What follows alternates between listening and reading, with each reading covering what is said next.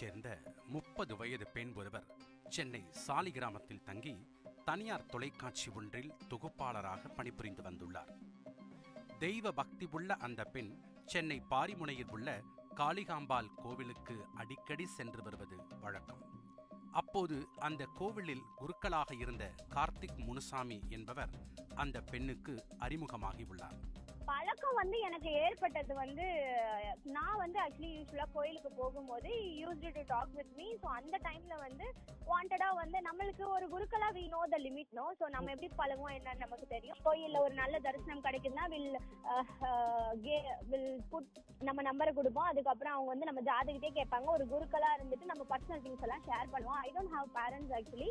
So அதனால நான் share பண்ணேன். அதை ஒரு அட்வான்டேஜா எடுத்துக்கிட்டு அதுக்கப்புறம் நான் நிறைய மீடியாலயும் ரெஃபர் பண்றேன் அப்படி இப்படின்னு சொல்லி எனக்கு அதிகமா வெளியெல்லாம் கூட்டிட்டு போவாங்க.